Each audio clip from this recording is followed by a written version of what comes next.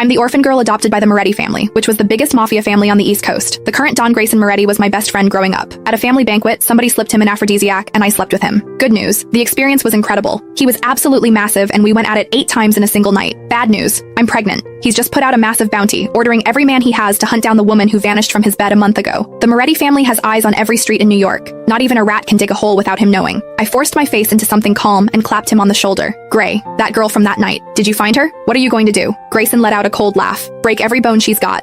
Burn her to ash. Scatter what's left. At a family banquet, I slept with Grayson Moretti, the don of the most powerful mafia family on the East Coast. The next morning, he put out a citywide bounty hunting the woman who disappeared from his bed. I forced myself to look calm and clapped him on the shoulder. What if she's carrying your kid? I watched his closed eyes. Grayson lifted his lids. His irises were the deepest ice blue, the fireplace flames dancing in them. Bastard or not, she's done. He tipped the pills into his mouth and washed them down with whiskey. I want this woman erased from New York. The glass hit the oak table with a dull thud. Cheap perfume. Trash. Not worth my time. He pulled out a handkerchief and dabbed his mouth. Sloppy work. Has to be one of Fontaine's pawns. They actually think climbing into my bed gets them the Southside docks. My fingers curled against my belly, nails digging into my palm. Maybe she wasn't after the docks. Grayson sneered. If it's not the docks, it's money. Anyone who tries to play me pays for it. He stared at the surveillance still, disgust in his eyes. Anyone stupid enough to pull this shit under my nose ends up in the East River. My stomach turned over. Acid rose in my throat, and I clamped my mouth shut and swallowed it back down. My esophagus burned. What's wrong? My stomach's off. I turned my head away. Grayson stood up, took the suit jacket off the back of his chair, and draped it over my shoulders. His shirt had torn open at 2 of the buttons from his earlier irritation, revealing the hard planes of his chest and the tight stretch of fabric over his cut abs. I couldn't help swallowing hard, throat suddenly dry.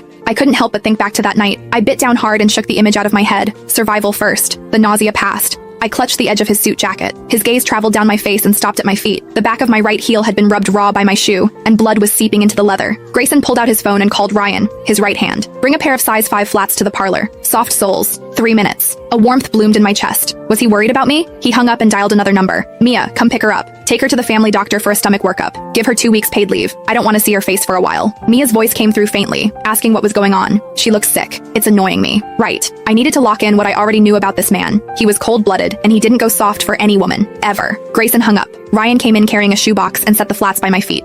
Grayson, the shoes are here. Tech says the Meridian footage needs 3 more days to restore. Keep at it. Turn the city upside down. Find her. Ryan stepped out. Grayson walked over and kicked my heels under the coffee table. You're this fragile? The Morettis don't feed you? He watched me change shoes and stand up. If they don't fit, don't wear them. No one's forcing you. I looked at the side of his face, his jaw tight. He was good to me. For as long as I could remember, the number of women who got to stay close to him could be counted on one hand. I was the one he was most generous with. Money, patience, all of it. But if he ever found out that I was the trash he was talking about, the pawn who'd played him, I knew he'd drag me to the family's execution ground himself and put a bullet in my head. I folded the suit jacket and laid it on the couch. I'm heading back.